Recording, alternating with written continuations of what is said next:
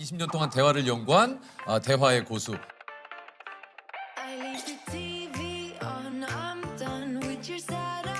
박재현 소장님이십니다. 안녕하세요. 네, 반갑습니다. 반갑습니다. 네, 반갑습니다. 반갑습니다. 소개를 좀 네. 해주시죠. 네, 저는 대화 트레이너 박재현이고요. 이렇게 좋은 자리 초대해 주셔서 감사합니다. 아, 감사합니다. 네. 요즘 진짜 그런 얘기 하시는 분들 많아요. 이 대화가 정말 어렵다. 네네. 예. 유독 또 요즘 그 텍스트로 사실은 우리가 또 얘기를 많이 하고 소통을 하다 보니까 그렇죠. 예. 카톡으로 대화를 시작하고 DM으로 대화를 마무리하는 그렇죠. 세상이니까요. 맞아요. 왜 그렇게 사람들은 나쁜 말을 하는가? 예, 대화의 어떤 이런 것에 대한 답을 얻으셨습니까? 그렇죠. 주먹 하나로 끝나요.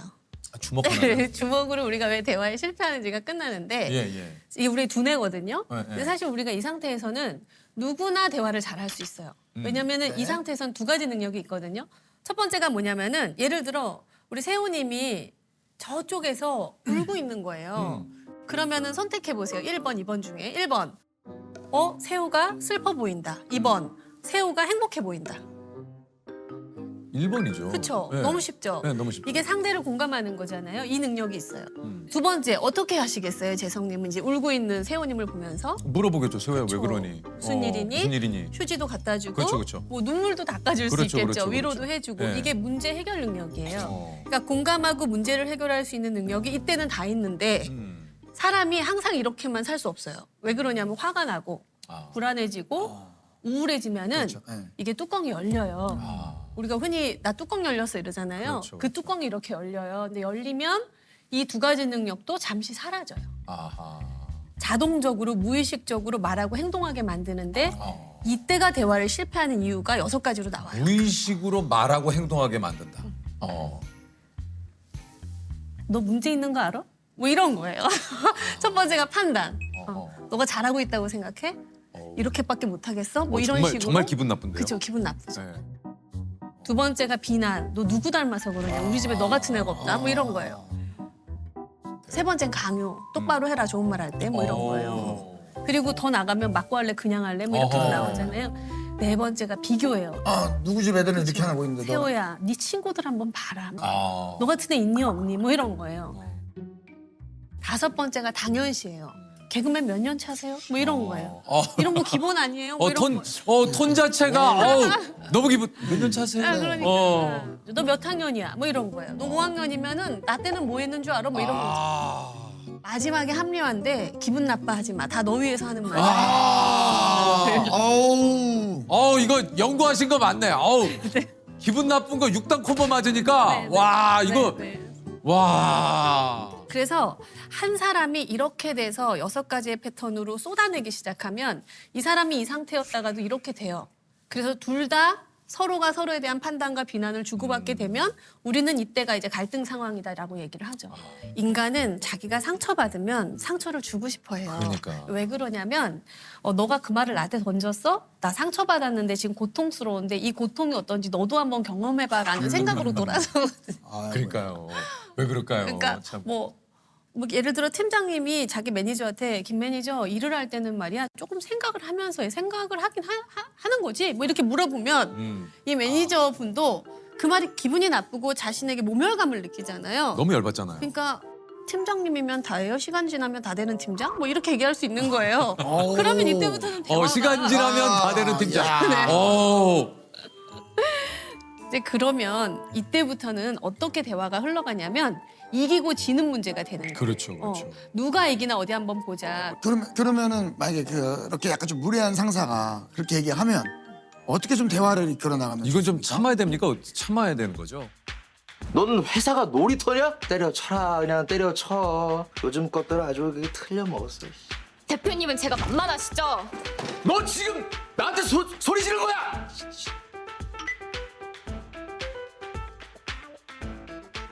힘이 없는 사람이 이 말을 들을 때 내가 이걸 어떻게 반응해야 그러니까요. 되냐는 질문이잖아요. 그게 제일 궁금합니다. 이때는 이 사람이 실제 하려는 말이 뭔지로 돌려줘야 돼요. 예를 들어서 야 꺼져. 너 생각이 있어 없어? 이렇게 말할 수 있잖아요. 이럴 때 정말 생각이 있는지 없는지가 궁금해서 묻는 게 그건 아니에요. 왜냐하면 대부분은 그때 뚜껑이 열려서 나도 모르게 나온 말이거든요. 비난하고 싶어서. 그런데 팀장님 너 생각이 없어? 라고 제가 들었는데 제가 잘 들은 게 맞습니까? 물어보는 거예요. 그러면 그건 아니고 왜 일을 이렇게 했냐고 라고 자기가 하고 싶은 말로 약간 돌아서요. 돌아서겠죠. 그래서 들은 말을 그대로 반복해주면 말을 했던 사람이 그 말을 다시 듣고 자기가 실수했다는 걸 알 수 있어요. 그런데 이럴 때는 내가 팀장님 잠시 시간을 주시죠. 제가 보고 다시 말씀드리겠습니다. 그리고 혹시 팀장님 어떤 일이 무슨 일이 좀 있으셨나요? 시간을 줘야 돼요. 시간을 좀 줘야 돼. 왜냐면 상대도 이 상태잖아요. 상대도 좀 덮을 시간이 필요해요. 저희가 그렇죠. 최소 15초에서 최대 15분까지. 그 정도의 시간만 있어도 스스로 뚜껑을 그 시간이 지나면 좀 덮으세요. 그리고 나서 다시 대화하면 세호 씨 그때 내가 그 말했던 건 좀 미안한데 내가 하려고 했던 말은 하면서 좀 다시 바꾸시죠. 아니 정말 이게 좀 직장에서 대화를 잘하는 사람과 잘 못하는 사람 이것도 좀 구별이 될까요? 그렇죠. 직장에서 대화를 잘하시는 분들은 일단 비구체적인 말, 모호한 말, 부정적인 말을 안 써요. 다시 말하면 아주 구체적으로 얘기해요. 열정을 갖고 일하세요. 이런 말 안 해요. 이런 말 안 해. 야 자신감을 갖고 행동해. 이렇게 말 안 해요. 자신감 있게 해. 자신감 있게. 근데 그게 자신감이 어떻게 살 수 있는 것도 아니고. 우리가 아이들한테 말할 때도 7살 애한테 너가 지금부터 빨래 이런 거 못 시키잖아요. 못 시키죠. 엄마가 빨래해서 개켜놓으면 요거 새우가 서랍에 넣어줘. 요거는 할 수 있잖아요. 실현 가능하고 구체적으로 얘기한다는 거. 그거 되게 중요한 것 같아요. 되게 중요한 부분이고요. 실현 가능하고 구체적으로 얘기를 해요. 듣고 싶어 하지 않는 말들 이런 거 말고 또 뭐 어떤 거 있습니까? 보편적인데 첫 번째는 존재를 부정하는 말. 그러니까 세호 씨는 여기서 빠지죠. 뭐 이런 거. 아우. 없어도 된다 이런 거. 야 그냥 주먹을 부른다. 주먹을 불어. 너무 섭섭해지는 말이죠. 이게 참 그렇죠. 기분이 첫 번째가 그거예요. 너무 확상하는데요 기분이. 하지 마. 그 대신 넌 아무것도 하지 마. 뭐 이런 거. 아우, 씨. 야 네가 하지 마. 씨. 그렇죠. 어. 두 번째가 책임을 회피하는 말. 세호 씨가 아이디어 냈으니까 세호 씨가 결과를 책임져요. 이런 거. 너무 부담스럽잖아요. 세 번째가 압권인데 세 번째는 뭐예요? 너 요즘에 소문 안 좋더라. 뭐 이런 거. 진짜 기분 나쁘다. 이게 세 번째가 사회적 평가 위협이라고 해서 인간에게 그 스트레스 호르몬인 코르티졸을 확 올려요. 야 이게 그거구나. 사회적인 평가 위협. 위협이에요. 예.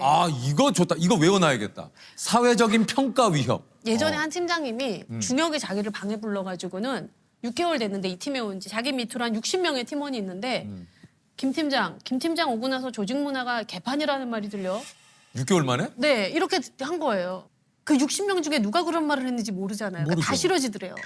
그럼 다 싫어지지. 네, 이런 거예요. 그러니까 그리고 내가 어떤 평가를 받을지가 너무 위협적이 되니까 말 한마디 하기도 되게 조심스럽고 나쁜 말도 못 하겠고 칭찬도 잘 못 하겠고 너무 입이 막혀가지고 힘들었대요. 아니 근데 조직 문화가 개선되기를 원했다면 그렇게 얘기하면 안 되는 거 아닙니까? 그렇죠. 들려오는 얘기 중에 혹시 참고할 만한 얘기 있는 것 같아요. 한번 누굴 만나봐라든가 내지는 왜 이렇게 됐을까를 얘기를 해줘야지. 개판이 됐으니까 어떡하라는 거예요.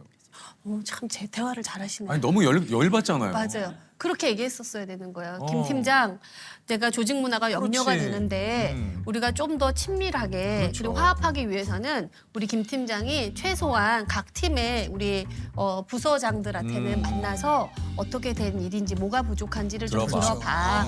이렇게 얘기해줬으면 대화는 아주 스무스하게 그럼요. 했겠죠. 네. 아니 정말 이 진짜 그렇다면 이게 궁금하실 겁니다. 다들 뭐 저도 그렇습니다만 대화를 잘하기 위해서는 어떻게 해야 되는가. 예. 대화를 잘 배우는 아주 빠른 방법은 뭐냐면 네 문제는 이거야를 말하는 게 아니라 나에게 중요한 건 이거야를 표현할 수 있는 훈련을 끊임없이 해보는 거예요. 예를 들면은 이제 아이가 있으시잖아요. 있죠. 근데 아이를 보면 아빠로서 내 아이의 좋은 점도 있지만 안 좋은 점도 당연히 그렇죠, 보이거든요. 그렇죠, 보이죠. 그러면 넌 왜 이렇게 게을러 터졌냐? 네 문제는 게으르다는 거야. 이렇게 말하고 싶을 때가 있어요. 있어요. 근데 그렇다고 해서 걔가 부지런해지진 않아요. 맞아요. 그렇죠. 네. 네. 그럴 때 내가 원하는 걸 말해보는 거예요. 예를 들면 뭐 자녀 이름이 재현이라고 한다면 재현아 너 내가 왜 이렇게 게으르니? 라고 말하는 게 아니라 아빠한테 중요한 건 우리가 같이 사는 거실은 좀 깨끗했으면 좋겠는 거야. 그러니까 너가 먹은 건 좀 치워줬으면 좋겠어. 라고 말해보는 거예요. 야 근데 이거 쉽지 이거 쉽지 않아. 와 이거 이 순간적으로 내가 하고 싶은 원하는 것을 이 치환하는 게 쉽지 않은데. 그러니까 이것도 훈련이 필요하고 훈련이죠. 연습이 필요하다는 얘기죠. 근데 이 연습을 하다 보면 너무 재밌어요. 그러니까 저는 이제 두 분한테도 궁금하고 아마 공감할 수 있는 분들도 있지 않을까 생각이 됐는데 여자친구와 결혼을 해서 한 집에 매일 같이 살고 있잖아요. 지금까지 저희가 굉장히 잘 지내고는 있는데 뭐 의견 차이가 있을 수도 있고 그 있죠, 당연히. 이제 그러다 보니까 괜찮으니까 오빠가 하고 싶은 얘기 나한테 해도 돼. 오빠 나한테 혹시나 아쉬운 점이 있거나 있으면 얘기해줘. 그러면 막상 있을 수도 있잖아요. 뭐 작은 거 하나라도 이게 잘 안 나와요. 그런 분들은 어디서부터 대화를 하면 좋냐면 오늘 있었던 일 중에 좋았던 일을 먼저 얘기해 보는 거예요. 그리고 아무 일은 아닌데 사소한 일을 얘기하는 거예요. 예를 들면 오늘 형이랑 뭐를 먹었고 누가 왔었고 뭐 저기에 뭐가 있었고 그냥 이런 얘기들이 네네. 있어요. 그래서 자기 표현을 하는 연습을 긍정적인 일과 일상적인 일부터 노출시키는 연습을 하는 거예요. 그 후에 작게 불편했던 과거의 일을 하나 얘기해 보는 거예요. 나 몇 년 전에 이 일은 조금 섭섭했었어. 근데 지금은 괜찮아. 이렇게 얘기 한번 해보는 거예요. 그러다 보면 조금씩 내가 지금 현재 소중한 이 사람과의 관계 속에서 나의 어려움이 뭔지 그걸 얘기할 수 있는 용기와 기술이 조금 생겨요. 뭔가 일상적인 얘기에 좀 섞어서 그런 것들을 하나씩 한번 연습을 해본다는 얘기죠. 그러니까 불편한 상황이 싫어요. 그러니까 세호님 같은 경우에는 누구도 불편하게 하고 싶지 않으신 있죠, 거잖아요. 있죠. 우리 신념 중에 두 가지가 타인 중심성 신념이 있어요. 그 하나가 뭐냐면 자기 희생 신념이 있고 두 번째가 굴복의 신념이 있는데 이 두 가지는 행동 양식은 같아요. 어떤 행동 양식이냐면 내가 원하는 것보다 이 사람이 원하는 걸 더 해주려고 하는 신념인데요. 자기 희생은 가족 관계에서 많이 나와요. 그러니까 내가 이 사람을 위해서, 엄마를 위해서, 내 아이를 위해서 해주지 않으면 내가 나쁜 아빠, 나쁜 아들 같은 거야. 굴복은 조직과 같은 곳에서 나오는데 내가 저 형의 원하는 걸 해주지 않으면 저 형을 불쾌하게 하면 내가 불이익을 받을까 봐 두려워지는 거예요. 그런데 아주 작더라도 내가 원하는 것을 이 사람한테 말해보는 훈련을 하다 보면 야, 이거 신기하다. 내가 원하는 걸 말했는데 우리 관계가 더 좋아지네. 이런 경험을 할 수 있게 돼요. 네네네. 그때는 이 대화의 훈련에 막 매료가 돼요.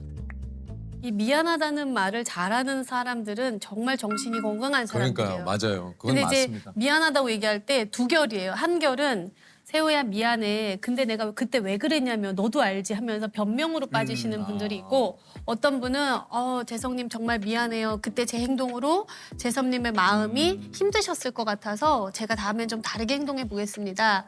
나로 인해서 이 사람의 마음이 어땠는지를 공감하는 사과가 있고요. 변명하는 사과가 중요하네요. 있고 두 가지는 되게 다른 사과죠. 네네네. 그 참 아니 이게 유독 그 주변에 보면은 가끔 그런 분들이 좀 계세요. 이렇게 말을 참 듣기 좋게 한다, 말을 예쁘게 한다, 네. 라는 분들이 좀 계시긴 하거든요.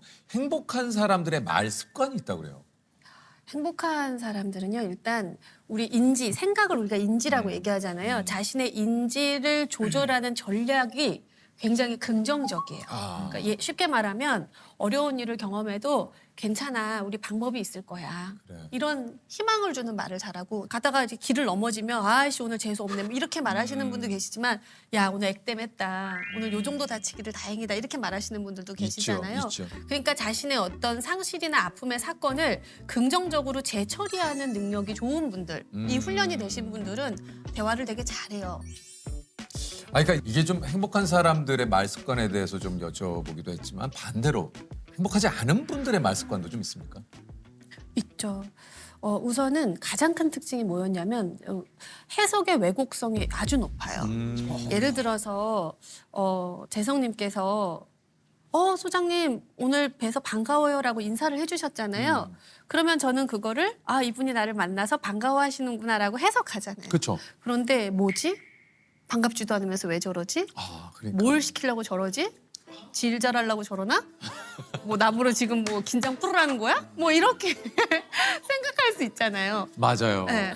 뭐 세호님이 야 재현아 밥 한 번 먹자라고 얘기해도 너 빈말이잖아.